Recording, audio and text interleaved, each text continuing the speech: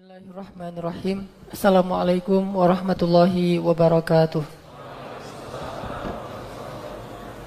Alhamdulillah, segala puji dan syukur kepada Allah Subhanahu wa taala. Kita bisa berkumpul lagi di sini dalam majelis ilmu.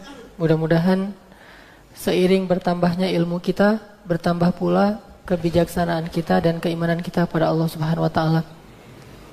Karena apalah arti ilmu jika dia tidak menambah kebijaksanaan, amal soleh dan keimanan kepada Allah, maka itu hanya sekedar wawasan.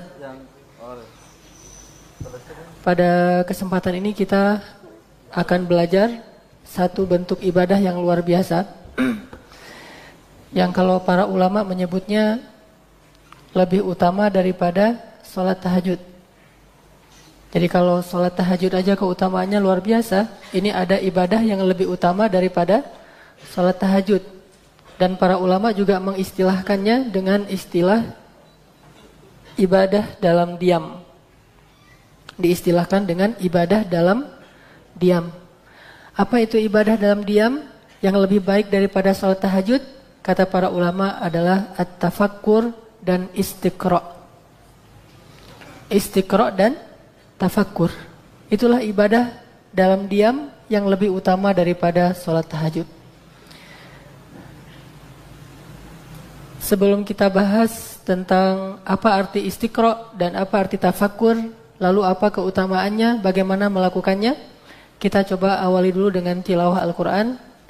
Hari ini kita coba baca surat Al-Mulk. Coba buka surat 67 dari ayat pertama. Surat Al-Mulk. Surat 67.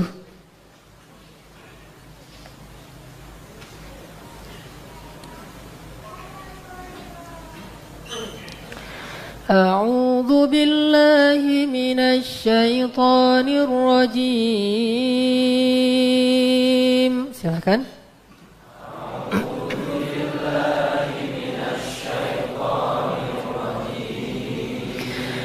Bismillahirrahmanirrahim.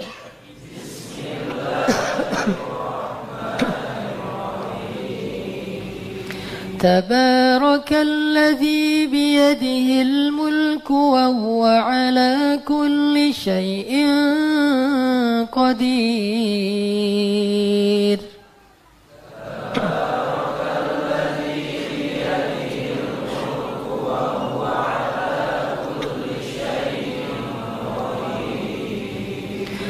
الذي خلق الموت والحياة ليبلوكم أيكم أحسن عملا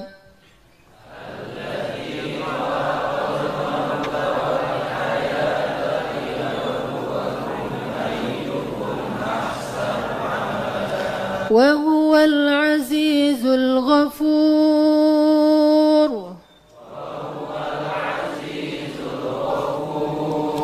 الذي خلق 7 سماوات طباقا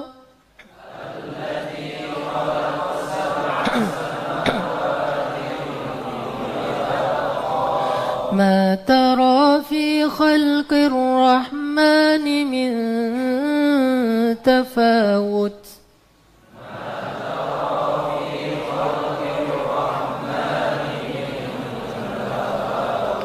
فارجع البصر هل ترى من فطور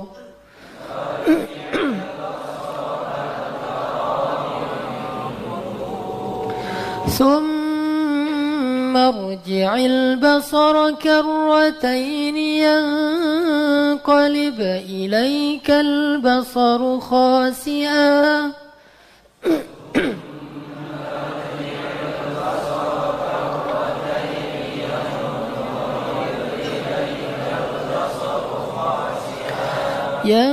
ينقلب إليك البصر خاسئا وهو حسير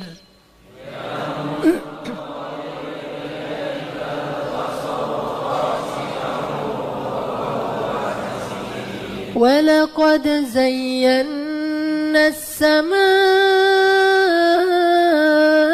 الدنيا بمصابيح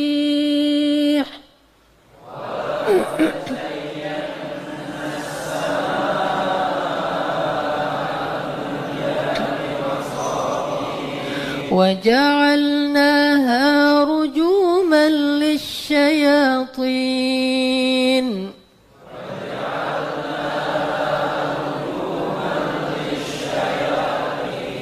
وأعتدنا لهم عذاب السعير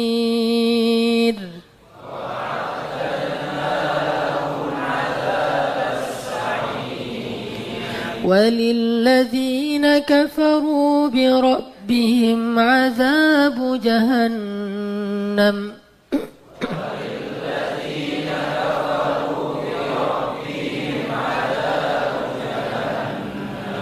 وبئس المصير.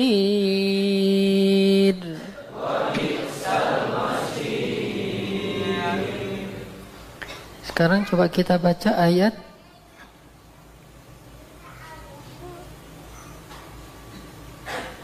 19.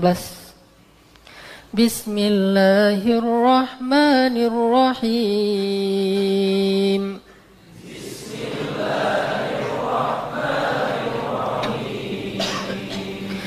أولم يروا إلى الطير فوقهم صافات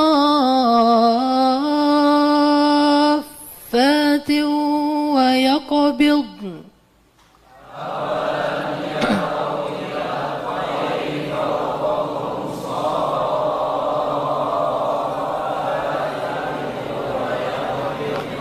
أولم يروا إلى الطير فوقهم صافات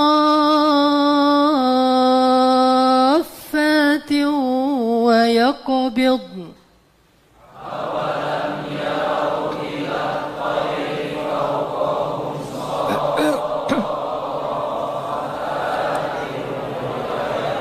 ما يمسكهن إلا الرحمن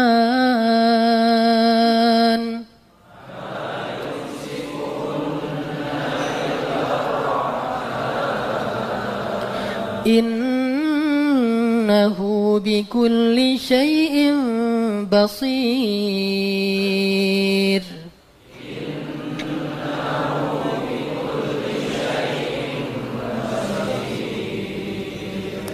Terus ayat 30. Bismillahirrahmanirrahim.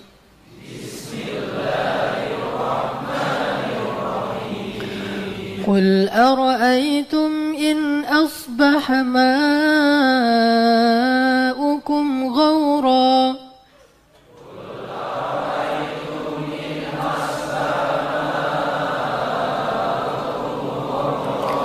إن أصبح ماؤكم غورا فمن يأتيكم بماء معين.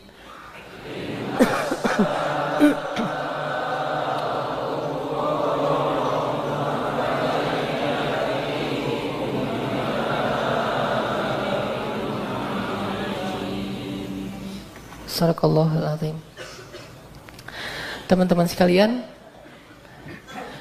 tafakur itu adalah salah satu hobinya Rasulullah SAW. Kenapa demikian? Karena Rasulullah ingin lebih mengenal Allah bukan hanya dengan membaca atau mengulang-ulang hafalan Al-Quran.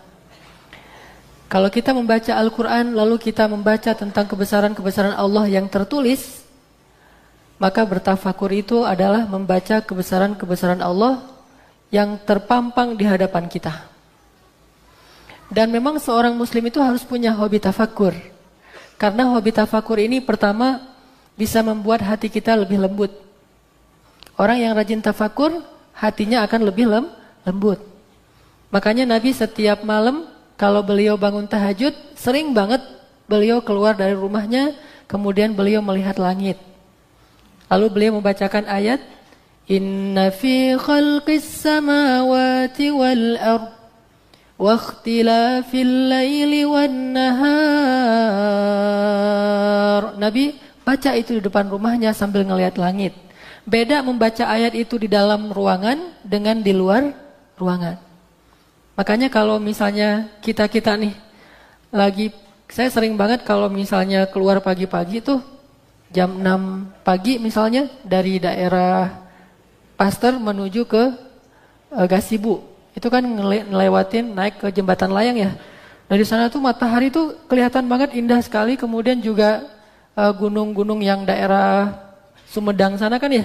Nah dalam kondisi seperti itu sambil naik kendaraan, kadang-kadang saya suka mengatakan Subhanallah atau Masya Allah, Rabbana ma khalaqta hadza batila, atau membacakan ayat Inna fi khalqis samawati wal ard wa ikhtilafil laili wan nahar.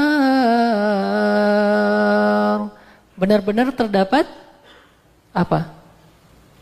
La ayatin liulil albab. La ayatin liulil albab. Apa itu ayat? Kalau di Quran terjemah diartikan tanda-tanda. Lebih tepatnya lagi bukti. Ayat dalam bahasa Arab artinya bukti. La ayatin, benar-benar terdapat sangat banyak bukti bagi orang yang albab. Apa itu ulul albab? Orang yang bisa memadukan akal dengan hati. Itu ulul albab. Atau ulul nuha. Atau ulul absar. Orang yang bisa memadukan pandangan dengan hati. Ulul nuha, orang yang bisa memadukan antara pendengaran dengan hati. Ulul albab yang bisa memadukan antara akal dengan hati. Selalu dipadukan kepada hati. Jadi ketika seseorang bertafakur, ngelihat langit dan bumi, dia sedang memadukan akalnya, fikirnya dengan hatinya. Sehingga hatinya menjadi lebih lembut dan tunduk kepada Allah Subhanahu wa ta'ala. Dan idealnya seorang hamba Allah itu memang harus jadi ulul albab. Yang mampu memadukan antara intelektualitas akalnya dengan tazkiyatun nafs, dengan spiritualitas hatinya. Sehingga dari dua paduan ini akhirnya dia menjadi orang yang yazkurunallah wa yatafakkaruna fi khalqis samawati wal ard. Orang yang zadathum imana, yang selalu bertambah imannya.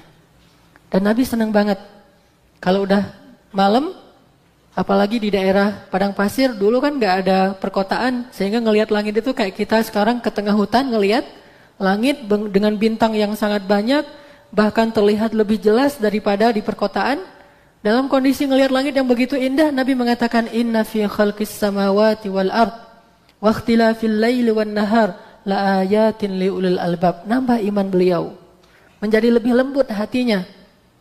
Dan siapa ulul albab? Orang cerdas tadi yang bisa memadukan akal dengan hati. Alladzina yadhkuruna Allah. Selalu ingat Allah. Ingat Allah itu bukan subhanallah, subhanallah, subhanallah. Itu yusabbihun, bertasbih kepada Allah. Bukan alhamdulillah, alhamdulillah. Itu bertahmid kepada Allah. Allahu Akbar itu bertakbir kepada Allah. Yang dimaksud dengan yadhkurun Allah, yadhkurun mengingat Allah dalam diam, beribadah dalam diam, bukan hanya bertalafuz dengan zikir-zikir, tasbih, tahmid, takbir, tahlil dan seterusnya. Jadi alladzina yadhkuruna Allah itu adalah orang yang selalu ingat Allah dalam setiap aktivitasnya, dalam diamnya, dalam renungannya, dalam tafakurnya. Alladzina yadhkuruna Allah, selalu ingat Allah. Ada apa aja dia ingat Allah, ngelihat apa aja ingat Allah Subhanahu wa taala. Ini orang yang yadhkuruna Allah. Qiyaman, dalam keadaan beraktivitas, wa qu'udan, dalam keadaan istirahat, wa ala junubihim, bahkan dalam keadaan berbaring ketika dia tidak berdaya, wa yatafakkarun, terus mentafakuri, terus bertafakur. Dan banyak sekali orang yang bisa bertafakur dalam kondisi-kondisi yang macam-macam. Apapun kondisinya dia tafakur, dan dengan tafakur itu dia tazakur, selalu ingat Allah Subhanahu wa taala. Dia selalu zikir kepada Allah Subhanahu wa taala di dalam hati dan pikirannya, bukan dalam lisannya. Wa yatafakkaruna fi khalqis samawati wal ard Baru setelah dia zikir dan fikir, kemudian dia bertalafuz, dia mengucapkan kalimat-kalimat pujian kepada Allah, salah satunya mengucapkan subhanallah. Jadi keliru jika ada broadcast yang mengatakan kita, oh subhanallah ini begini, masya Allah begitu, dan seterusnya. Ini takalluf, orang yang kurang kerjaan. Dan banyak sekali broadcast-broadcast di sosial media dari orang-orang yang suka takalluf. Takalluf soal tulisan insya Allah ditakallufin. Takalluf soal assalamualaikum jadi ASS ditakallufin. Takalluf soal insya Allah masya Allah subhanallah dan seterusnya ditakallufin. Apa takalluf? Membesar-besarkan sesuatu yang sebetulnya bukan masalah. Itu namanya takalluf, mengambil beban yang sesuatu sebetulnya hal sepele, hal ringan, tidak usah dipermasalahkan. Termasuk, oh nggak boleh bilang kalau takjub itu masya Allah, kalau yang jelek-jelek enggak kayak gitu. Buktinya ayat itu tentang takjub. Wa yatafakkaruna fi khalqis samawati wal ard. Terus kata-katanya apa? Rabbana ma khalaqta hadza batila subhanak. Subhanak itu dalam bahasa lain adalah subhanallah. Jadi kalau kita ngelihat mentafakuri kebesaran Allah lewat ciptaan-ciptaannya, kita boleh bilang subhanallah. Kita boleh bilang masya Allah. Kita boleh bilang Allahu Akbar. Kita boleh bilang la haula wala quwata illa billah. Kita juga bisa bilang alhamdulillah. Tergantung maksud kita apa. Jadi yang membedakan kalimat ini adalah maksudnya, bukan objek yang kita lihat. Tetapi maksud kita, kalau kita bilang subhanallah, itu maksudnya semua ini tidak ada yang sia-sia, itu maksudnya. Allah itu nggak pernah sia-sia dalam perbuatannya, tidak pernah ada yang terlewat dari manfaat. Semua ini pasti ada manfaatnya. Mustahil Allah itu menciptakan sesuatu yang sia-sia. Itu pakainya subhanallah. Kalau niat kita, semua ini terjadi pasti karena kehendak Allah. Kalau bukan kehendak Allah pasti nggak akan terjadi. Kita bilang Masya Allah. Kalau kita maksudnya ingin mensyukuri nikmat Allah ini luar biasa. Hujan turun hari ini, kita bilang Alhamdulillah. Kita juga bisa bilang hujan subhanallah. Gak mungkin hujan itu sia-sia. Ada orang yang hujan turun ngeluh, nggak turun hujan ngeluh. Nah orang kayak gini nih harus sering-sering bilang Subhanallah, karena subhanallah itu adalah kalimat untuk menasehati diri kita bahwa Allah itu nggak ada sia-sia dari ciptaannya, dari kehendaknya, dari apapun yang dia lakukan. Takbir misalnya itu murni takjubnya kita, atau kita ingin mengatakan bahwa sehebat apapun semua ini Allah lebih hebat, seagung apapun semua ini Allah lebih agung, maka kita bilang Allahu Akbar. Jadi bukan objek apa yang kita lihat, bukan peristiwa apa yang kita alamin, lalu kita cocokkan dengan kalimat zikir tadi, bukan. Apa niat kita dengan mengucapkan itu? Dan kita tentunya harus paham dulu maksud dari kalimat tersebut. Tapi banyak orang karena mungkin dia ngelamun sendiri di rumah nih ngapain ya, udahlah saya nyebarin broadcast aja, terus kasih foto seorang ustadz baik dari luar negeri atau dalam negeri, dikasih kalimat-kalimat di broadcastin seolah-olah dari ustadz yang terkenal, padahal ustadz itu juga nggak tahu apa-apa. Kita, oh gitu ya, kan kita suka yang agak-agak kontroversi kan ya. Akhirnya kita sebarin lagi, tersebar di mana-mana. Kalem sebentar, sekitar setahun, 2 tahun. 2 tahun lagi muncul lagi tuh broadcast. Terus aja kayak gitu. Kenapa? Karena kurang kerjaan. Dan orang, kalau teman-teman atau para ustadz yang, para pejuang-pejuang agama, pejuang dakwah, mereka akan mengatakan ini kerjaan para pengangguran dakwah. Pengangguran dakwah. Orang kalau misalnya pengangguran, gak punya kerjaan, dia kan ngerjain yang kecil-kecil tapi penting gitu soalnya. Misalnya kita di rumah ngelamun gak ngapa-ngapain, ngapain tuh coba? Jerawat digini-giniin, dicermin lama. Yang lebih jorok lagi mungkin kuku kakinya di apa. Ada kalau yang di kampung-kampung nyariin kutu di depan rumah tetangga sambil ngerumpi gitu-gitu kan. Ini namanya pengangguran dakwah. Kalau orang sibuk dengan urusan-urusan yang penting, maka hal yang seperti ini akan terlewatkan dan terselesaikan tanpa harus diseriusin. Makanya, dan siapa juga mau misalnya ada teman kita bilang semoga sing enggal damang ya misalnya kan gitu ya. Terus ada yang bilang amin. Masa sih maksudnya amunra? Kan gak mungkin kan? Yang cepat sembuh ya amunra. Kan gak mungkin kita doain orang dengan berhala. Pasti amin di sini maksudnya adalah dengan tulisan Arab amin. Maksudnya terimalah ya Allah kan gitu ya. Gak mungkin kita tulis AMIN. Maksudnya Dewa Mesir. Gak mungkin. Atau amin siapa gitu. Atau Pak Amin, kan enggak. Pengennya amin artinya terimalah. Kalau mau persis benar jangan tulis pakai bahasa Latin. Tulis aja pakai bahasa Arab. Karena bahasa Latin itu namanya literasi. Literasi itu tergantung kebijakan percetakan dan penerbit. Saya karena dulu main di percetakan dan penerbit, masing-masing percetakan itu punya aturan sendiri. Misalnya tulisan A yang panjang, kalau di percetakan A itu tulisannya A 2 kali. Di percetakan yang lain A tapi di atas dikasih garis gitu kan ya. Ini namanya literasi, suka-suka penerbit. Namanya juga bahasa Latin. Kalau mau persis benar, tulis aja pakai bahasa Arab. Amin. Atau ASS, nggak mungkin kan maksudnya bahasa Inggris kan? Kita pengen ngirim kalimat yang baik gitu ke Ustadz, mau ngundang Ustadz ceramah gitu. ASS Ustadz, wah kan nggak mungkin. Husnuzon atau ke orang yang ngirim, itu gara-gara seuzon tuh. Oh dia ngirim ASS ke saya pakai bahasa Inggris, kan nggak mungkin atuh. Pasti maksudnya Assalamualaikum warahmatullahi wabarakatuh. Gak usah disingkat, kenapa sih nggak ditulis lengkap aja? Nah hajat orang macam-macam, misalnya lagi di mobil, SMS kan nulis yang panjang kayak gitu. Agak susah, ya udah dia cepet gitu. Kalau saya sih lebih senang nulisnya salam gitu. Karena salam itu kalimat malaikat kepada Ibrahim dan Ibrahim kepada malaikat. Itu juga lebih simple dan udah utuh. Kalau ASS kan nggak utuh tapi niatnya utuh. Insya Allah itu jadi kebaikan. Karena niat walaupun belum ditunaikan udah jadi satu kebaikan kan ya. Jadi anggaplah itu nggak utuh lah itu mah. Tapi udah niat baik atau ASS ngirim salam buat kita. Ya udah kita jawab WRWB. 1 tambah 1.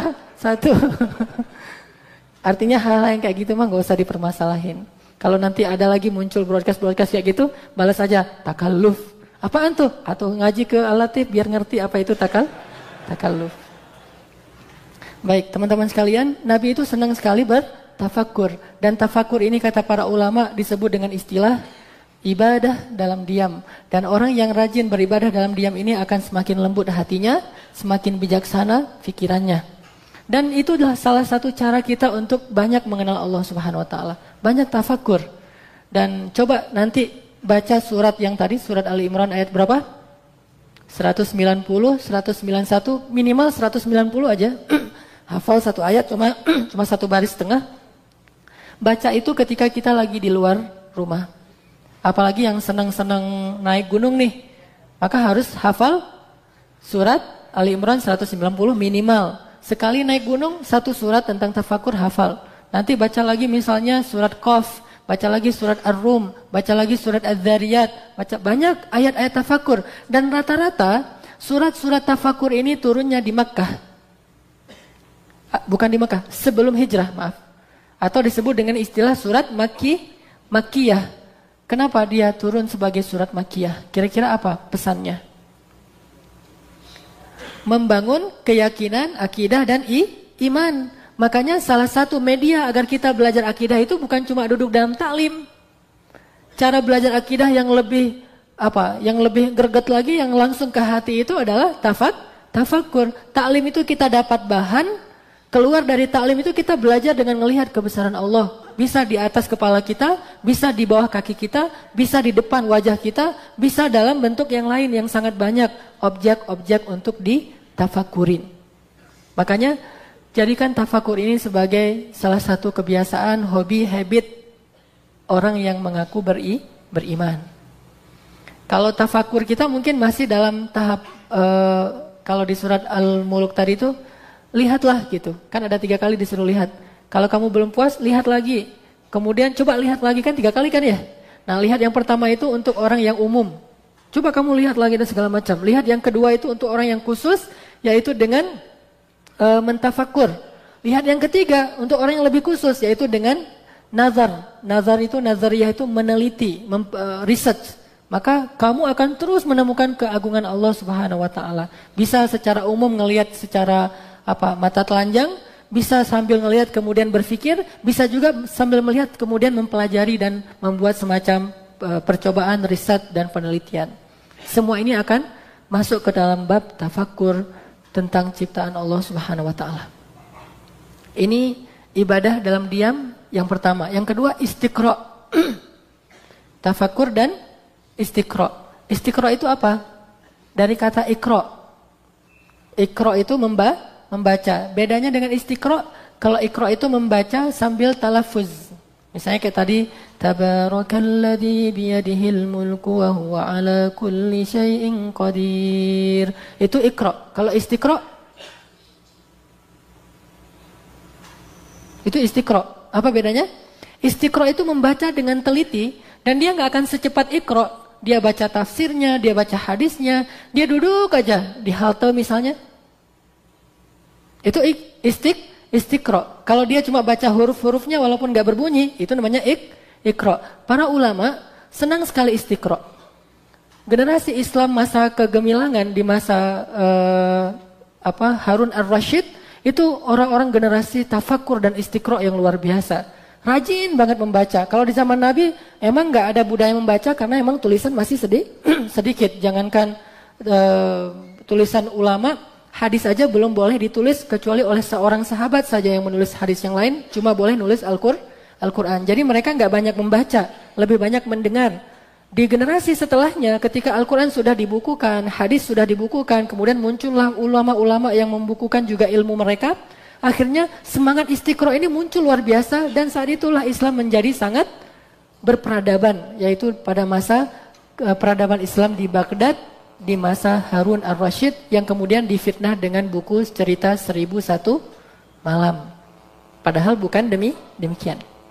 Nah, Istiqra itu membaca sambil memperhatikan, sambil mengambil pelajaran. Ini maksud tabarok ini apa? Allah ala kulli syai'in qadir. Misalnya kan kita baca tadi, Tabarakalladzi biyadihil mulk wa huwa ala kulli syai'in qadir. Terus kita duduk, wa huwa ala kulli syai'in qadir. Berarti Allah semuanya bisa. Gak ada yang Allah nggak bisa. Difikirin. Itu namanya tafakur dan Istiqra. Tapi kalau cuma wa huwa ala kulli syai'in qadir, alladzi khalaqal mauta, itu namanya tilawah Iqra dan itu berpahala. Cuma belum menambah iman, belum menambah paham, belum menambah yakin kepada Allah Subhanahu wa taala. Itulah sebabnya kenapa Nabi ketika disuruh baca oleh Jibril, Iqra, ma ana biqari, Iqra, ma ana biqari, sampai terakhir Iqra bismi rabbikal ladzi khalaq, Nabi langsung faham di dalam hatinya karena Jibril ingin memahamkan Nabi betul-betul, jangan buru-buru. Dan di dalam surat Al-Qiyamah Allah mengatakan, la tuharrik bihi lisanaka lita'jala bih. Jangan gerakkan lisanmu untuk buru-buru baca Al-Qur'an.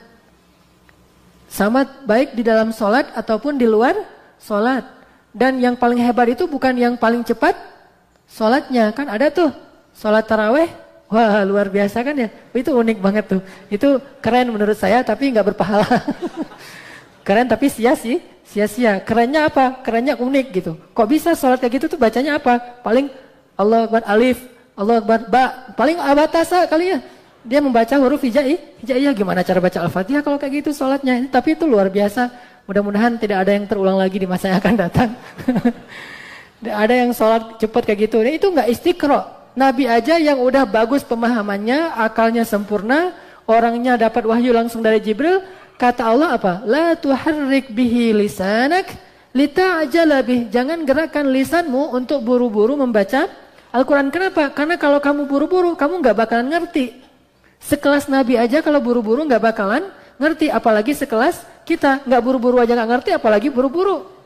Udah baca berkali-kali, ngerti nggak? Enggak. Nah, gimana kalau bacanya secepat kilat gitu? Makanya Muslim itu harus belajar membiasakan diri Istiqra, tafakur, Istiqra. Dan di zaman para sahabat dulu, tafakur dan Istiqra mereka itu selain dengar ta'lim, mereka mentafakuri tentang kebesaran Allah Subhanahu wa taala. Nabi ngelihat apa aja mengingatkan dirinya dan orang lain kepada Allah Subhanahu wa taala. Misalnya ada suara Nabi lagi duduk nih dengan sahabat, tiba-tiba terdengar kayak suara apa? Kayak suara petir gitu, tapi beda, bukan suara petir.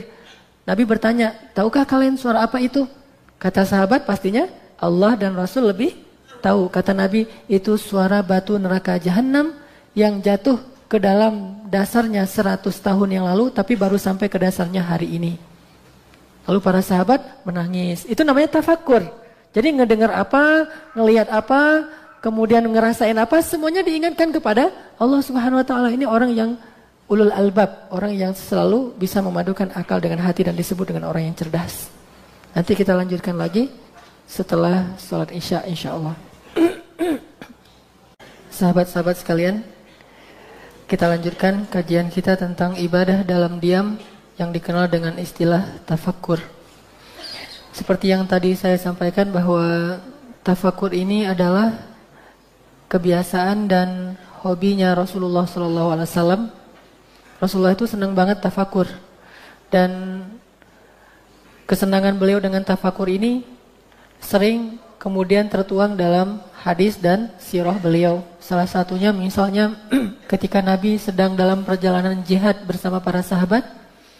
Perjalanan itu kan panjang-panjang ya, bisa di padang pasir berhari-hari, berminggu-minggu.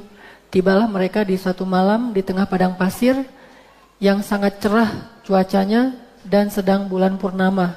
Bulat dan sangat besar, mungkin supermoon ya, bulan purnama lagi besar-besarnya. Dan cerah gitu, gak ada satu helai awan pun.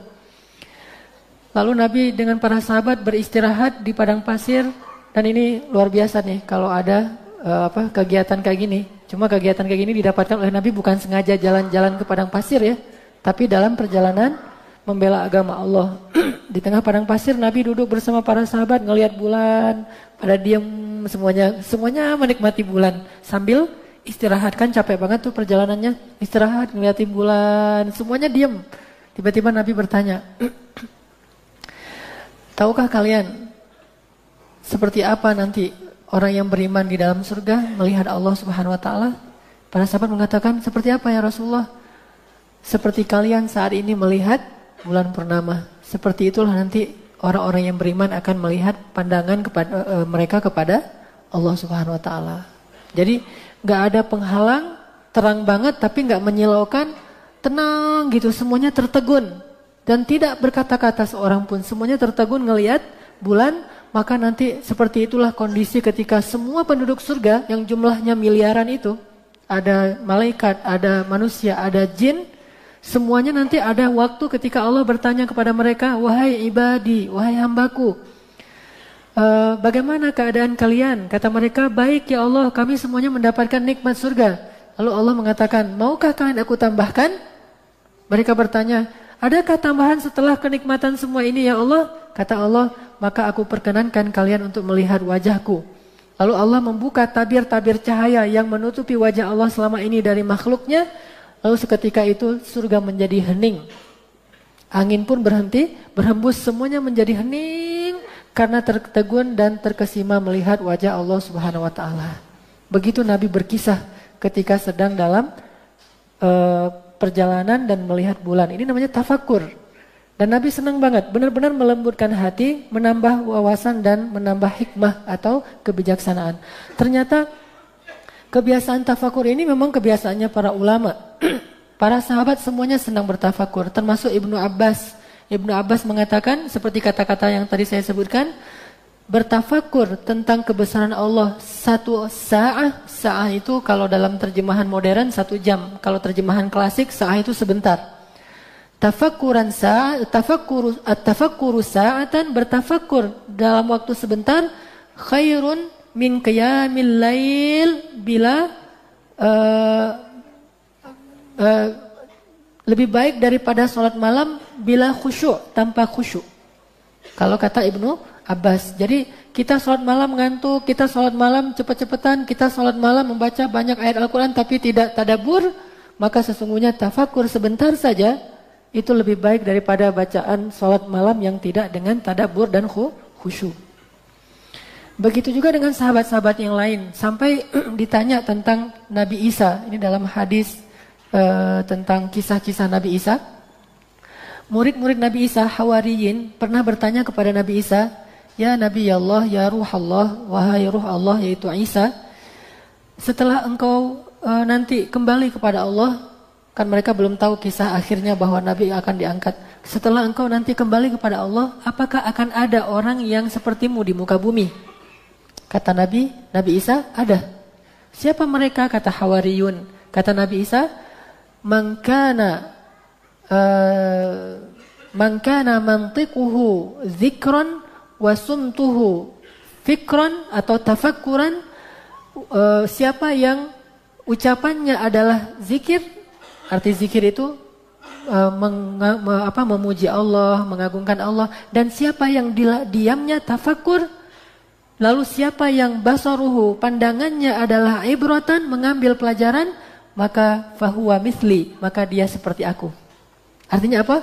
Salah satu hobinya Nabi Isa itu adalah diam sambil tafakur, beribadah dalam diam, itu hobinya Nabi Isa.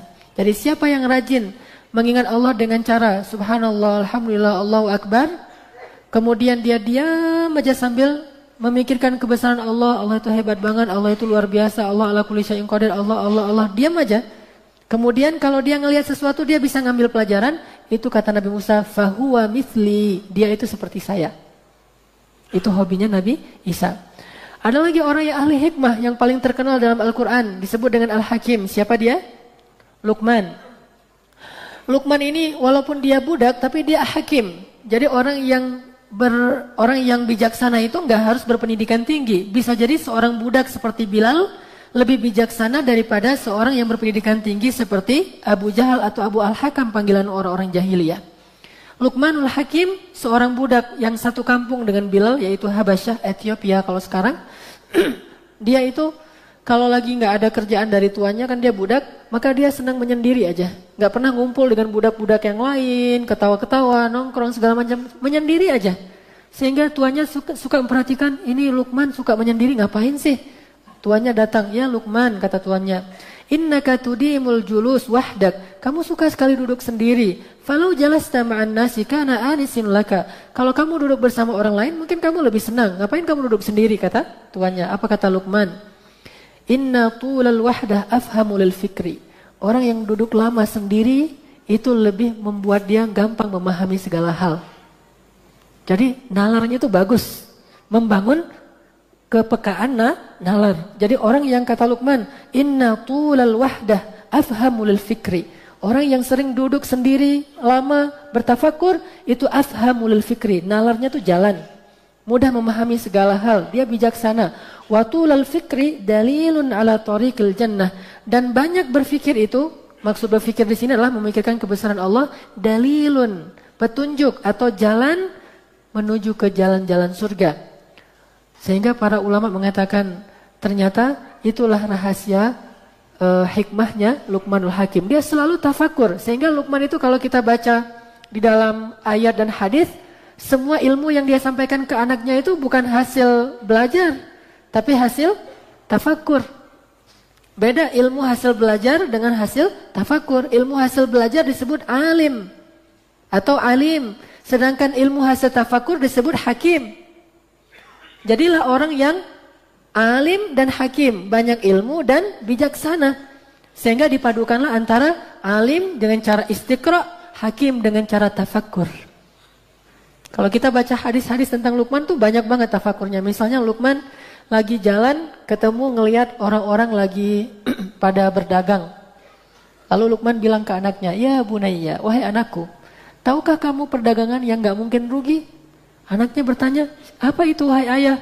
Perdagangan mereka semua ini bisa untung bisa rugi, tapi ada perdagangan yang gak mungkin rugi, kata Luqman kepada anaknya. Perdagangan seperti apa? Berdaganglah dengan Allah.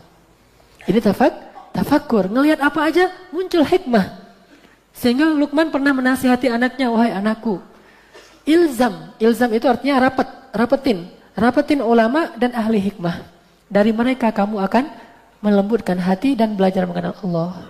Rapatlah dengan ulama dan ahli hikmah.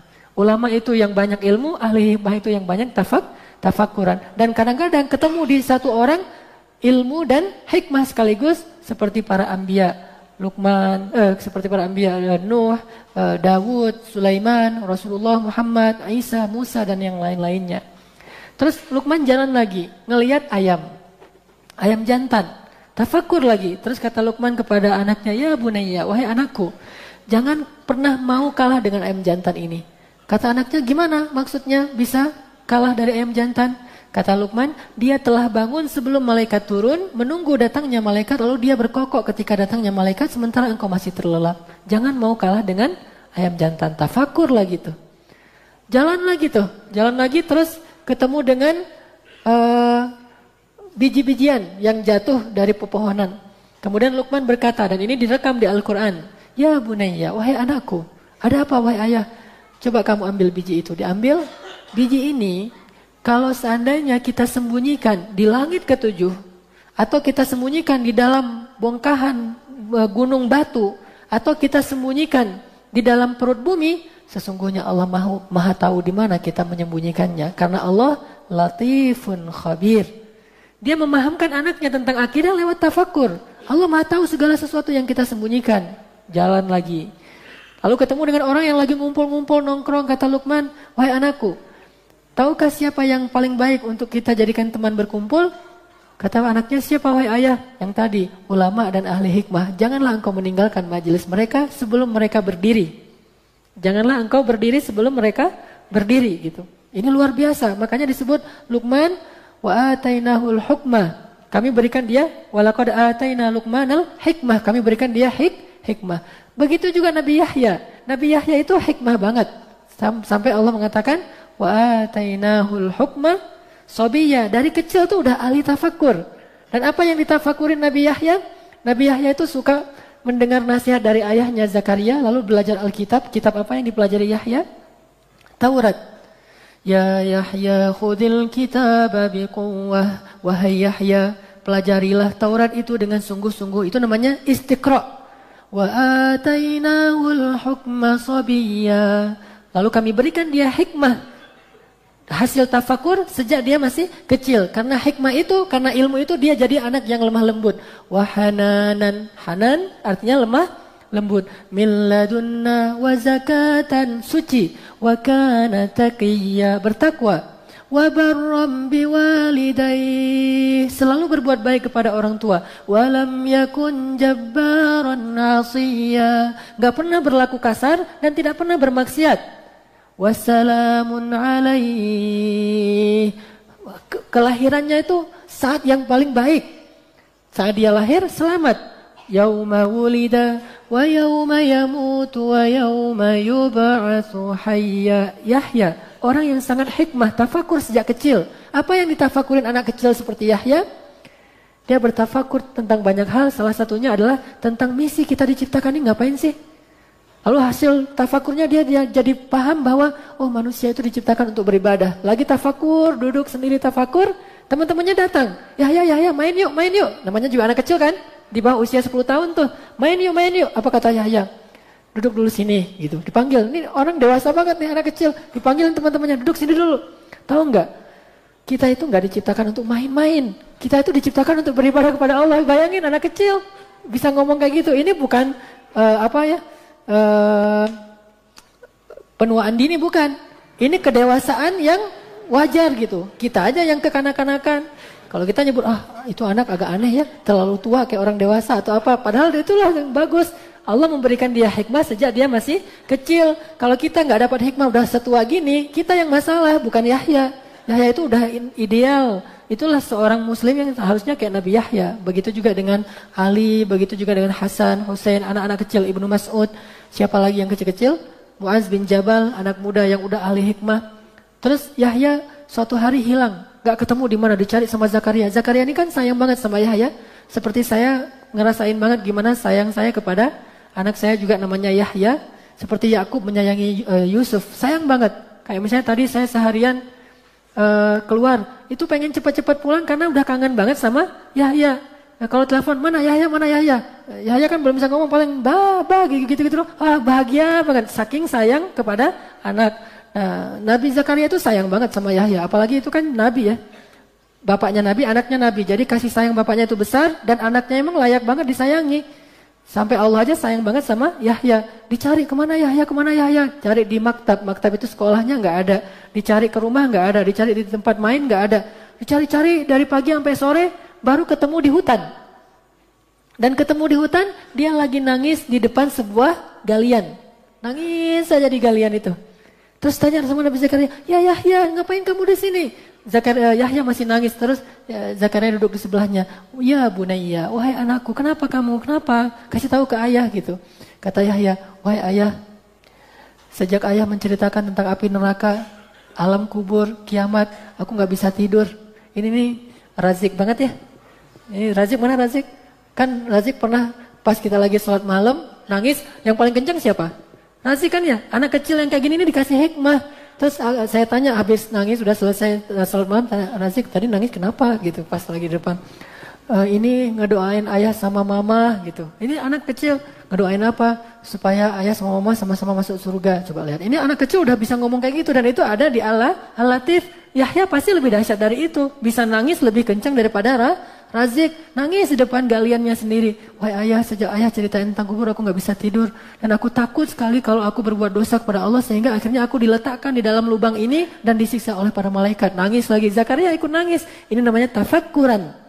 Rajin banget tafakur. Dan itu benar-benar mengasah hati. Kalau istiqra mengasah akal, mengasah pikiran kita. Kalau tafakur itu justru mengasah hati walaupun bahasanya dari kata fikir, yaitu memikirkan. Tapi ujung-ujungnya adalah untuk mengasah hati. Begitu juga dengan Nabi Ibrahim awal-awal beliau hijrah kan. Mengenal Allah kan tafakur tuh. Adegan yang paling populer adalah beliau ngelihat bintang. Hadza Rabbi. Inikah Tuhan saya? Ketika bintang itu redup dan hilang, kemudian saya nggak suka yang redup dan hilang. Lalu melihat bulan, inikah Tuhan saya? Bukan ini Tuhan saya, bukan pernyataan, pertanyaan. Di situ ada yang mahzuf, kata ulama, artinya yang mahzuf di situ ahadza Rabbi. Jadi kalau misalnya kalau bahasa kita, ini Tuhanku bacanya gini, ini Tuhanku gitu bacanya. Bukan ini Tuhanku, ini pernyataan itu. Jadi cara ngebacanya itu harus bernada pertanyaan. Ini Tuhanku atau inikah Tuhanku? Lalu bulan itu menjadi hilang. Lalu dia mengatakan, aku berlindung kepada Allah dari Tuhan-Tuhan yang lain. Kemudian muncul matahari besoknya. Nah, ini lebih besar, lebih benderang. Ini mungkin Tuhan saya karena ini lebih besar, lebih benderang, lebih panas. Kemudian sorenya hilang lagi. Ya Allah beri saya petunjuk. Akhirnya Allah pun memberi petunjuk kepada Nabi Ibrahim. Hasil tafakkur. Dan para anbiya itu senang sekali tafakur. Dan ada satu hal yang menarik tentang tafakur ini, bahwa ini bukti bahwa agama Islam ini adalah agama yang mempersatukan hubungan manusia dengan alam dengan satu titik yang sama, yaitu sama-sama makhluk Allah. Kalau orang Eropa, orang ilmani, orang sekuler melihat alam itu hanya sebagai objek ilmiah.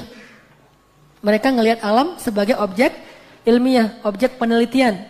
Kalau orang Islam ngelihat alam itu adalah sebagai sama-sama makhluk Allah dan saling berbagi kebaikan. Mereka bekerja sama, mereka saling memberikan manfaat antara satu dengan yang lain. Kita memberi manfaat kepada alam, alam memberi manfaat kepada kita karena kita sama-sama makhluk Allah dan disebut dengan bahasa tasbih semesta. Kata Allah, tidakkah kamu perhatikan langit dan bumi semuanya bertasbih kepada Allah dan masing-masing tahu cara tasbihnya sendiri-sendiri yang berbeda dengan kamu? Semua orang bertasbih, semua makhluk bertasbih kepada Allah. Sehingga Nabi SAW melihat alam itu bukan sebagai benda, bukan sebagai objek ilmiah, bukan sebagai objek penelitian, bukan sebagai objek wisata. Bagi seorang traveler mungkin itu objek wisata, bagi seorang saintis mungkin itu objek ilmiah. Bagi seorang pengusaha itu mungkin objek bisnis, tapi bagi seorang mukmin itu adalah objek tafakur karena dia adalah makhluk Allah dan kita sama-sama bertasbih kepada Allah. Sehingga Nabi sering banget bersinggungan dengan alam dan menyampaikan hadis-hadis tentang alam ini hasil tafakur. Misalnya, Nabi pernah lagi duduk bersama sahabat, tiba-tiba ada suara bayi menangis kan?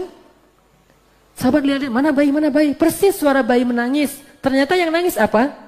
Pokok kayu. Nangis. Karena pengen disentuh oleh Nabi. Bayangin, kayu aja pengen disentuh oleh Nabi. Nabi sentuhin saya dong, sentuhin saya. Maksudnya kayak gitu tuh, cuma bahasanya bahasa pohon. Dia nangis tuh kayak bayi. Terus para sahabat, ya Rasulullah mana bayi? Kemudian Rasulullah mendekat dengan pohon kayu itu, kemudian membelainya. Nggak ada lagi suara tangisan bayi.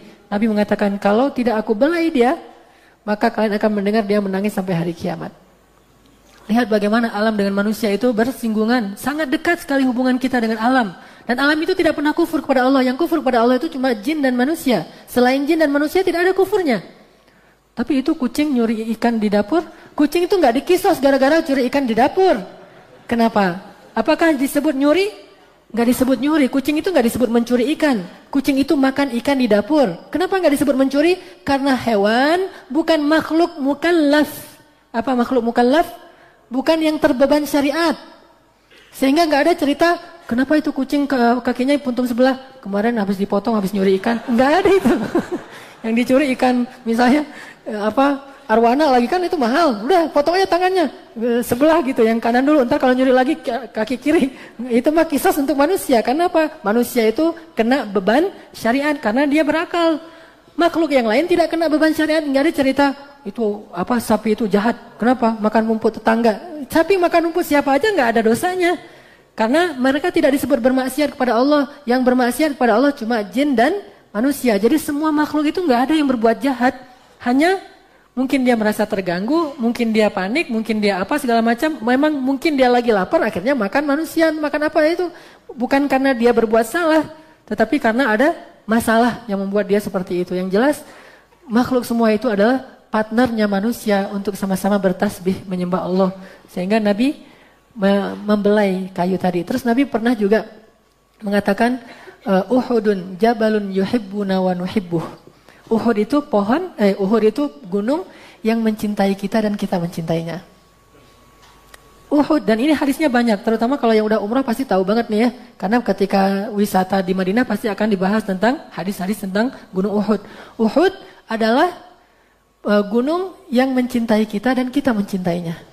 Lihat hubungan manusia dengan alam lewat tafakurnya Islam, tadaburnya Al-Quran dan hadis. Lalu Nabi Abu Bakar, Umar, Utsman, berempat nih, naik ke atas gunung Uhud. Pas lagi Nabi naik ke atas gunung Uhud, naik Abu Bakar, naik Umar, naik Utsman. Gunung Uhud itu bergetar, jadi gempa gitu. Gunung Uhud itu bergetar, kemudian Nabi mengatakan, uskun, kata Nabi. Bayangin, kayak dengan hewan. Uskun, ya Jabal, ya Uhud. Hadza Muhammadun, Nabiyyun, wa Siddiqun, wa Syahidan. Ini yang ada di atasmu, Muhammad, seorang Nabi. Dan bersamanya ada seorang siddiq. Dan yang bersamanya lagi ada 2 orang syahid. Yaitu Umar dan Utsman. Akhirnya gunung itu berhenti bergetar. Lihat hubungan manusia dengan alam dalam tafakur. Sejak kapan kemudian kaum muslimin jauh dari alam dan tidak lagi memperhatikan alam. Tidak lagi menjadikannya sebagai bahan tafakur untuk mengenal Allah. Sejak datangnya orang-orang yang tidak mengenal Allah, yang tidak beriman. Lalu memisahkan antara alam dengan iman. Lalu disematkan di tengah-tengahnya ilmiah. Sehingga terbataslah kepada kesimpulan ilmiah, lalu kesimpulannya adalah ini semuanya adalah terjadi secara kebetulan. Atau terjadi secara evolusi dan seterusnya. Kalau mereka melihat kebesaran Allah dalam alam ini, mereka bilang alam baik kepada kita.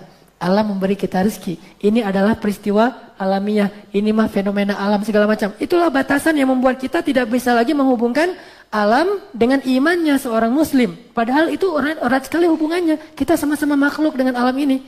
Kalau perlu kita bertasbihnya bersama alam seperti Allah berfirman tentang Daud.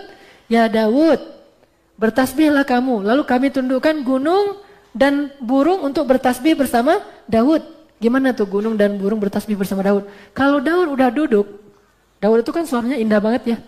Seperti apa indahnya suara Daud? Daud itu punya 70 macam suara.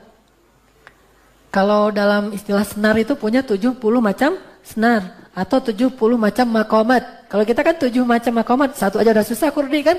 Ini 70 macam. Dan setiap Daud bersuara dengan makom yang kedua. Itu lebih baik dari yang pertama. Yang ketiga lebih baik daripada yang kedua. Dan seterusnya. Setiap bersuara itu lebih indah dari yang sebelumnya. Sampai 70 suara. Jika ada seseorang yang suaranya bagus di dunia. Rasulullah mengatakan. Utita mizmar mim mazamiri ali Daud. Kamu telah diberikan salah satu suara di antara suara-suara Daud. Bukan semuanya, cuma salah satu. Salah satu itu aja membuat kita takjub ngedengerin ada yang nyanyi suaranya bagus, ngaji suaranya bagus, teriak suaranya bagus. Itu semuanya hanya satu di antara sekian banyak suara Daud. Sehingga kalau Daud udah bersuara, ikan itu akan rapat semuanya datang kepada Daud, burung-burung ngumpul, semua burung yang ada di sekitar itu mendengar suara Daud semuanya ngumpul. Begitu juga gunung akan berhenti berjalan. Bukankah gunung itu berjalan, kita aja yang nggak tahu. Mereka semuanya akan ikut bertasbih bersama Daud. Ibaratnya jadi tadarusan bareng Daud. Alam itu bersatu dengan para anbiya. Begitu juga dengan kisah ketika Nabi lewat suatu jalan. Lalu di sebelah kanan beliau itu ada gunung namanya kalau nggak salah Jumdan. Gunung Jumdan. Ini gunung yang paling banyak berzikir pada Allah di antara gunung-gunung. Jadi bisa disebut gunung ahli ibadah. Gunung Jumdan, ini gunung yang paling soleh di antara gunung-gunung nih. Ketika Nabi lewat jalan yang di sebelahnya ada gunung Jumdan, Nabi bilang, Siru, hadza Jumdanun, sabaqal mufarridin. berjalanlah kalian. Di sebelah kita ini ada Gunung Jumdan loh ya. Jadi Rasul kayak jadi pemandu wisata. Ini Gunung Jumdan, tapi pemandu wisata spiritual. Ini Gunung Jumdan. Dia telah mendahului para mufarridun. Para sahabat bertanya, "Man hum mufarridun ya Rasulullah?" Siapa mufarridun? Mufarridun itu az-zakirin Allah katsiran waz-zakirat. Orang yang banyak berzikir kepada Allah, laki-laki dan perempuan. Ternyata gunung ini lebih banyak berzikir kepada Allah daripada manusia. Jadi Nabi memperkenalkan alam ini semuanya hidup dan bertasbih kepada Allah, dan beliau berdampingan dengan mereka. Beliau tahu betul gerak-gerik mereka. Begitu juga ketika Nabi naik ke atas kendaraannya, Nabi duduk di atas mimbarnya, kayu, batu, semuanya. Ini bahkan ketika awal-awal kenabian yang saya cerita di cerita Khadijah kemarin, "Ya Muhammad, saya batu." "Ya Muhammad, saya kayu. Kamu kan Rasulullah, kenalin saya." Semuanya pengen kenalan dengan Rasulullah. Kalau perlu semuanya pengen selfie sama Rasul. Saking semuanya hidup gitu, pengen kenalan sama Rasul, pengen disentuh sama Rasul, pengen punggungnya didudukin sama Rasul, semuanya. Makhluk Allah Subhanahu wa taala, laba-laba, hewan, tumbuh-tumbuhan dan yang kita nggak kenal banyak sekali semuanya ingin bertemu dengan Rasulullah. Begitu juga nanti dalam hadis tentang orang yang dicintai Allah, ulama, orang yang ahli ilmu, apa kata Nabi? Ini hadisnya banyak.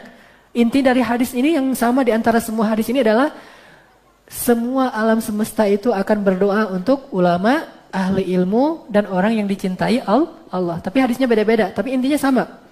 Bahkan hud itu apa? Ikan yang ada di laut, dan juga dud itu apa? Ulat, hewan yang paling kecil yang ada di dalam dasar sungai, semuanya akan berselawat. Selawat ini artinya meminta ampun, berdoa untuk orang yang menyebarkan ilmu, mencari ilmu, dan orang yang dicintai Allah. Lihat alam. Alam itu nggak dukung kita. Jadi kenapa kita merasa jauh dari mereka? Mereka itu bagian dari kita karena kita sama-sama makhluk Allah. Sehingga tafakur ini akan membuat kita lebih mengenal segala hal. Dan membuat kita jadi lebih bijaksana, lebih luas wawasannya, lebih lembut hatinya. Begitu juga dengan Nabi Ibrahim. Ketika Nabi Ibrahim masukkan ke dalam api. Bukankah api itu juga makhluk Allah? Dan Nabi Ibrahim faham betul tentang hakikat itu. Sehingga ketika Nabi Ibrahim masuk ke dalam api, Nabi Ibrahim santai-santai aja. Kenapa? Karena dia tahu ini makhluk Allah, ini beriman kepada Allah. Kalau saya terbakar, berarti emang saya layak dibakar. Kalau saya nggak layak dibakar, dia nggak akan membakar. Dia nggak pernah berbuat maksiat. Jadi kalau kita masih kebakar api, emang kita layak. Emang kita banyak dosa. Jadi itu bukti bahwa kita itu pantasnya di dalam neraka. Kalau Nabi Ibrahim itu nggak pantas dalam neraka, karena emang api juga nggak mau bakar beliau. Itulah sebabnya kita nggak usah sok-sok jadi Ibrahim, karena kita bakalan kebakar. Kalau kita misalnya udah taruh tangan kita, nggak kebakar, alhamdulillah berarti saya udah suci banget nih. Tapi nggak ada orang kayak gitu. Cuma para anbiya yang kayak gitu. Ibrahim itu nggak akan dibakar api karena api nggak mau bermaksiat pada Allah. Kalau ada yang terbakar itu wajar. Mudah-mudahan itu jadi kifarat. Dosa-dosanya ada yang meninggal terbakar, ada yang dibakar segala macam. Kok api jahat banget sih ngebakar manusia? Padahal itu orang yang muslim, mukmin. Dia tidak bermaksiat pada Allah. Dia membakar dosa-dosanya dan mudah-mudahan itu jadi kifarat sehingga tidak dibakar lagi di akhirat. Dan kita kalau mau coba diri kita dibakar itu pasti kebakar karena kita banyak dosa. Batu hajar abiyat aja jadi hajar aswad gara-gara kita kan?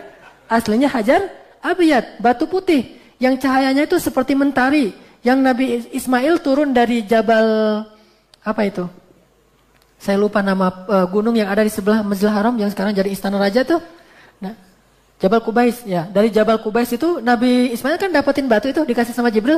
Itu batu itu terang banget sampai akhirnya Ismail menutup batu itu dengan jubahnya supaya tidak silau gitu. Saking benderangnya batu hajar abiyat. Kemudian dibawa kepada Ibrahim, "Ya ayah, saya dapat ini dari malaikat." Pas dibuka Ibrahim juga sial. Ditaruhlah di pojok Ka'bah. Dan waktu ditaruh di pojok Ka'bah, siang dan malam itu sama aja waktu itu. Gak ada malam, gak ada siang, sama aja. Karena siang ada matahari, malam ada batu hajar abiyat. Terang terus menerus, tapi gak panas gitu. Lama-kelamaan redup, setelah sekian ribu tahun jadilah hajar aswad banget. Aswad banget, kenapa? Karena yang dosa-dosa semuanya cium hajar aswad sih. Makanya saya gak mau cium hajar aswad, ketahuan dosanya.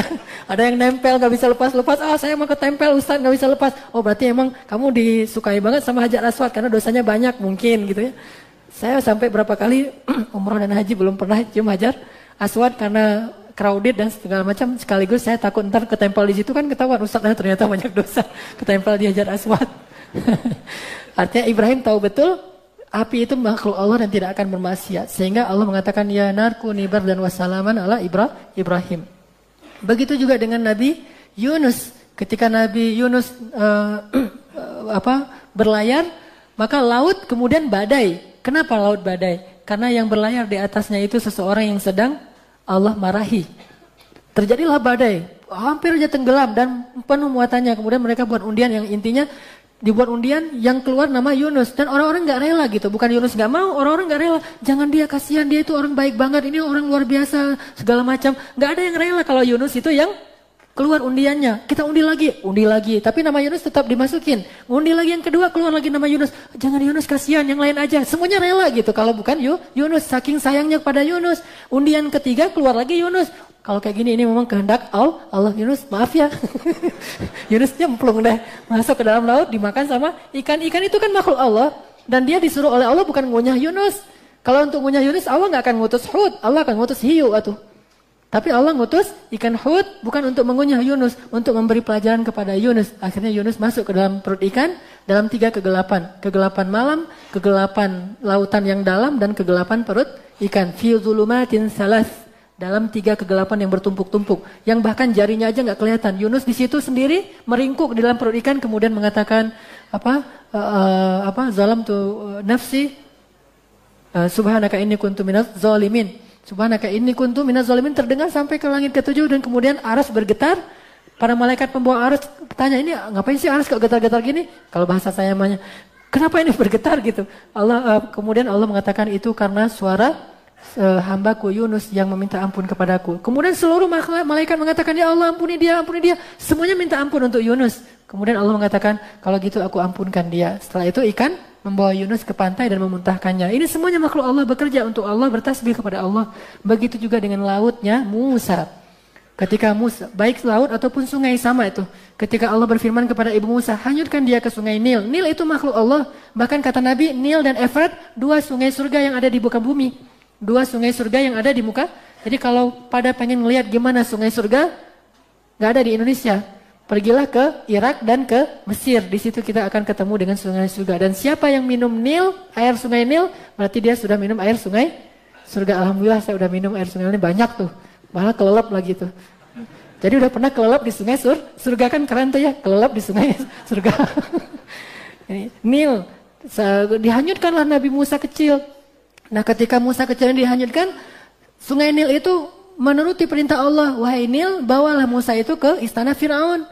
Nil gak pernah protes. Ya Allah, gak salah, istana Fir'aun maksudnya. Gak ada gitu. Sami'na wa ata'na. Nil bawa Musa ke istana Fir'aun dengan adegannya selesai. Kemudian nanti ketika Musa besar, diuji dengan yang lebih besar dari Nil, yaitu Laut Merah. Dan ketika berhadapan dengan Laut Merah, Allah lagi berfirman bahwa Laut Merah itu menyelamatkan Nabi Musa, menolong kaum muslimin, menolong Nabi Musa. Begitu juga dengan kejadian-kejadian yang lain sampai Nabi Musa dapat 12 mata air yang membelah Sinai yang padang pasir menjadi padang rumput. Ini semuanya tafakur bahwa alam itu adalah bagian dari makhluk Allah dan bagian dari kehidupan kita sehari-hari. Sehingga saya suka banyak bertafakur ke sini ke sana, dan salah satunya misalnya kita jalan-jalan nih yang suka ke laut, misalnya tafakur ombak kan ya, yang surfer tuh. Saya baru tahu ternyata ombak itu macam-macam. Dulu saya pikir ombak itu sama aja. Pas Ino ngajak surfing, saya bilang, "Dong, surfing ke itu aja, ke Indramayu." Ke pantai utara. Ah, nggak bisa Ustaz. Kenapa nggak bisa? Ombaknya beda. Beda apaan? Ternyata ombak juga ada macam-macam. Kalau ombak di pantai utara itu pecahnya sekaligus kan? Semuanya jadi pecah kayak nampar gitu. Patah atau papan selancar. Kalau ombak yang di Batu Karas, pecahnya itu beruntun. Dari ujung pecah sehingga bisa dibuat main orang-orang yang sedang surfing misalnya. Dan beda lagi dengan di Pangandaran. Kalau di Pangandaran ombaknya narik ke dalam, bahkan seorang yang jago berenang juga bisa tenggelam kan, dia ketarik sehingga banyak kecelakaan. Kalau pantai Batu Karas ombaknya malah muntahin orang keluar, jadi nggak bisa berenang juga, aman. Benar nggak sih itu?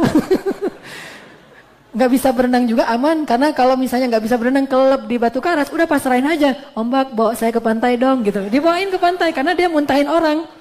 Kalau Pangandaran nelan, kalau Batu Karas muntahin. Jadi orang kalau pasrah aja dimuntahin aja ke pantai. Dia nggak akan nelan, model ombaknya berbeda. Terus saya tafakur lagi dari teman-teman surfing, jadi banyak tahu. Oh subhanallah ya, ombak itu kayak dikasih rezeki. Kan yang nunggu ombak di poinnya itu kan banyak tuh. Pada duduk di atas papan selancar, dudukin. Terus tiba-tiba datang ombak. Kan pada balik arah tuh ngambil kan. Nah kalau udah ngambil ombak satu, yang lain mau ngambil, temannya udah ambil duluan kan, ngalah tuh. Ternyata satu ombak itu untuk satu orang. Nunggunya belasan orang, ombaknya datangnya satu. Itu rezeki banget tuh. Dan nggak tahu pecah persisnya poinnya tuh di mana, kan berjajar tuh. Kadang dapat dia, kadang dapat orang di sini, kadang dapat di sini. Subhanallah, ini aturan Allah, semuanya dikasih rezeki. Belum lagi kita belajar sabar, belajar bergiliran segala macam. Saya dulu kalau nyetir itu kalau pas berpapasan banyak mobil suka nyelip-nyelip, tapi sejak surfing jadi ngalah. Oh ini kayak di ombak nih, duluan aja deh, duluan. Ternyata belajar tertib juga lewat tafakur. Ini modus jadinya.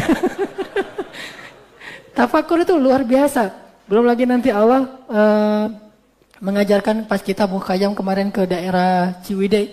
Itu kan juga banyak sekali hasil-hasil tafakur kita ketika kita naik di puncak bukit. Ini semuanya adalah tafakur. Bagi ibu-ibu juga bisa seperti itu. Tafakur apapun. Ibu-ibu menyusui. Kalau kata teman saya, coba perhatikan gimana seorang ibu ketika dia menyusui. Misalnya dulu itu adalah darah tiba-tiba menjadi air susu yang sehat buat bayi, bahkan nggak tergantikan. Mau beli susu semahal apapun, tetap aja di bawah ditulis ASI tetap makanan terbaik buat bayi, kan gitu ya. Mereka aja nggak pede kan, bilang yang terbaik, tetap aja di bawah mereka jujur bilang ASI tetap yang terbaik. Dan itu dulunya darah. Dan setelah 2 tahun dia jadi racun, nggak bisa lagi diminum oleh bayi. Dan bayi yang di atas 2 tahun juga nggak boleh minum ASI karena nggak terlalu baik juga untuk dia. Nggak ngaruh juga, tetap aja Allah membuat rezeki masing-masing dengan ciptaan yang luar biasa. Jadi seorang ibu ketika memberi susu kepada bayinya, Bismillah, kemudian mengatakan, ini anugerah dari Allah, hadza min fadli Rabbi, dan seterusnya dan seterusnya. Ini tafakur. Biasakan diri kita untuk bertafakur. Mudah-mudahan dari tafakur itu kita jadi muslim yang lebih ulul albab, cerdas, menjadi muslim yang lebih hikmah, bijaksana, menjadi muslim yang lebih akrab dengan alam. Karena kita dengan alam itu bukan dua hal yang terpisah, tetapi sama-sama makhluk Allah yang sedang beribadah kepada Allah. Jadikan mereka semuanya beribadah bersama kita. Kalau misalnya kita lagi naik sepeda, naik sepeda gunung misalnya ke atas, kita sedang bertasbih bersama pohon, bersama gunung, bersama batu, bersama ketika kita loncat-loncat di atas batu itu semuanya kita sedang bertasbih bersama dia. Niatkan itu. Dan saya kemarin meniatkan kalau setiap saya berenang itu 1 kali ngayuh gitu, itu 1 kali tasbih di dalam hati aja, tafakur. Masya Allah nih, air nih bertasbih bersama saya, bareng-bareng gitu berenang. Kalau kelelep, air jangan iseng meleng lagi.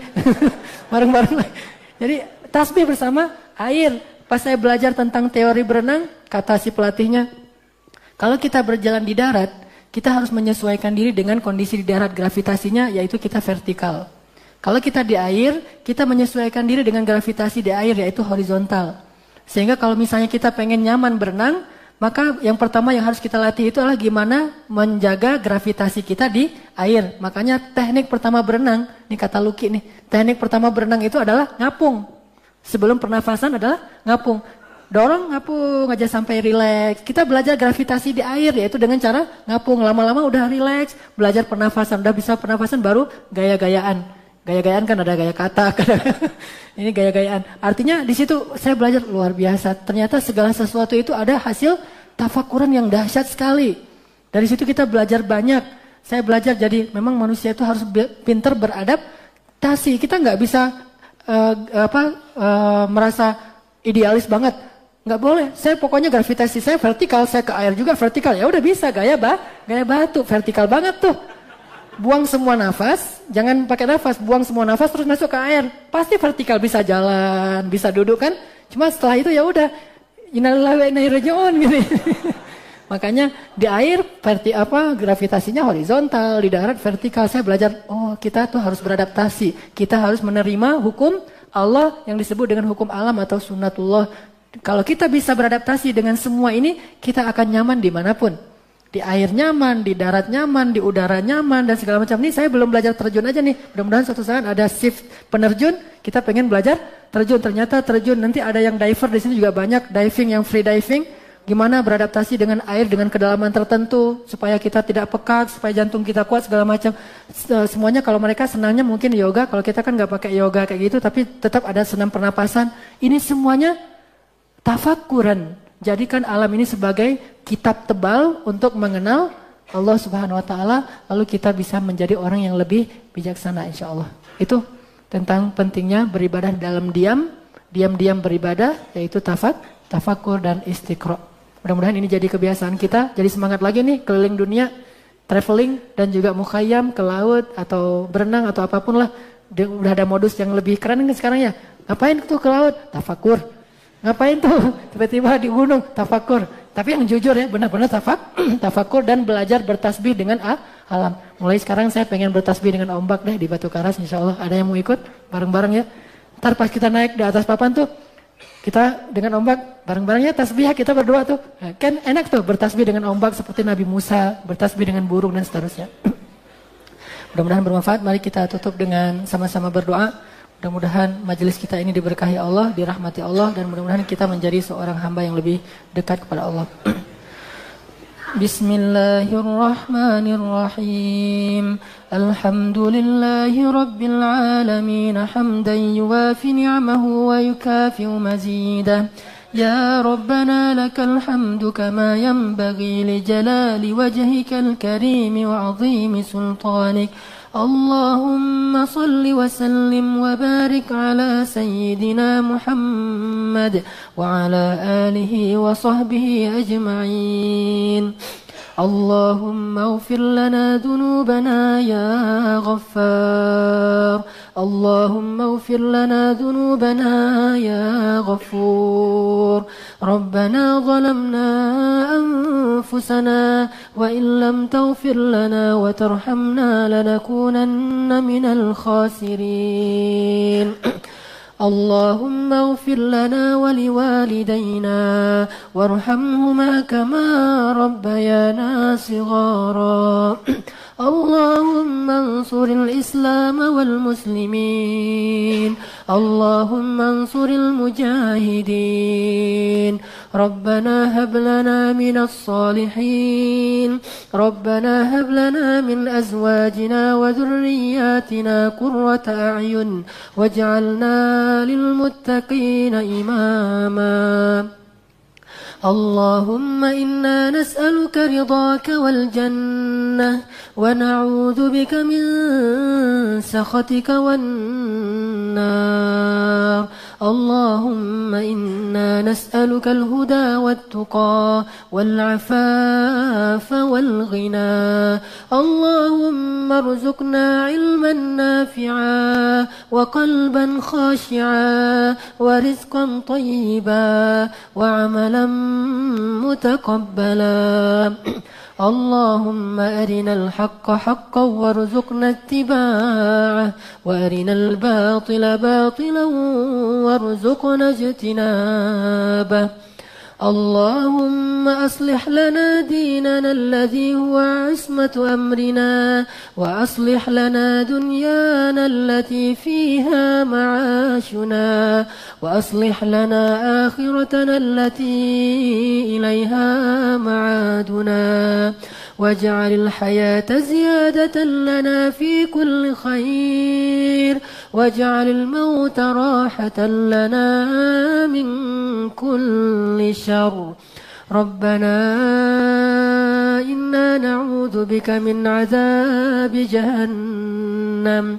اللهم إنا نعوذ بك من عذاب جهنم ومن عذاب القبر ومن فتنة المحيا والممات ومن شر فتنة المسيح الدجال. Ya Allah, anugerahkanlah kepada kami hikmah dan ilmu, dan jadikanlah hikmah dan ilmu itu sebagai jalan bagi kami untuk mendapatkan ridha-Mu ya Allah. Ya Allah, ajarkanlah kami apa yang Engkau ajarkan kepada Nabi-Mu. Ajarkanlah kepada kami apa yang Engkau ajarkan kepada para sahabat Nabi-Mu. Ajarkanlah kepada kami apa yang Engkau ajarkan kepada Adam alaihissalam. Ya Allah, anugerahkanlah kepada kami hati yang lembut, jiwa yang tabah, dan kehidupan yang berkah ya Allah. Jadikanlah setiap langkah-langkah kami tafakkur. Jadikanlah setiap langkah-langkah kami adalah amal solih. Jadikanlah setiap pandangan mata kami, setiap pikiran akal kami, setiap pendengaran telinga kami, setiap denyut nadi kami, dan setiap perasaan di dalam jiwa dan hati kami adalah mengingat Engkau ya Allah ya Rabbal Alamin. Jangan Engkau biarkan ada satupun langkah dan laku kami yang terjauh dari mengingat Engkau ya Allah. Jangan Engkau biarkan ada satupun langkah dan tingkah laku kami yang sia-sia dalam kehidupan ini ya Allah. Jadikanlah setiap apa yang kami lakukan itu menambah pahala dan kebaikan di sisi-Mu ya Allah. Ya Allah ya Rabbal Alamin. Jadikanlah kami seperti Nabi Dawud yang bisa beribadah kepada Engkau bersama alam ciptaan-Mu ini ya Allah. Jadikanlah kami seperti Nabi Sulaiman yang angin bekerja bersamanya untuk menyebarkan dakwahnya ya Allah. Jadikanlah kami seperti Nabi Yusuf yang semuanya juga akan membantu dakwah beliau ya Allah. Jadikanlah kami seperti Nabi Musa yang lautan dan sungai semuanya membantu dakwah kami ya Allah. Jadikanlah kami seperti Ibrahim yang bahkan musuh seperti api sekalipun bisa membantu dakwah ya Allah. Jadikanlah kami seperti Rasulullah Muhammad SAW yang gua, debu, pasir, angin segala macam semuanya beribadah dan membantu dakwah-Mu ya Allah. Jadikanlah kami salah satu di antara prajurit-prajurit yang membela agama-Mu ya Allah. Membela agama-Mu dengan ilmu pengetahuan, membela agama-Mu dengan akhlak, membela agama-Mu dengan kekuatan, membela agama-Mu dengan harta yang kami miliki ya Allah.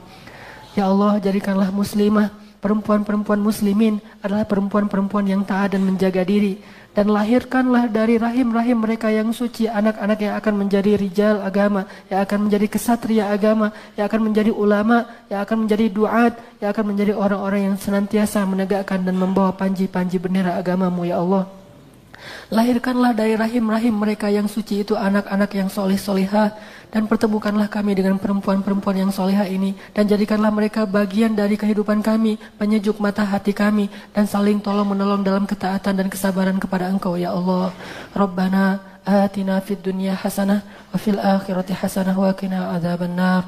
Subhanakallahumma wa bihamdika asyhadu an la ilaha illa anta astaghfiruka wa atubu ilaik. Assalamualaikum warahmatullahi wabarakatuh.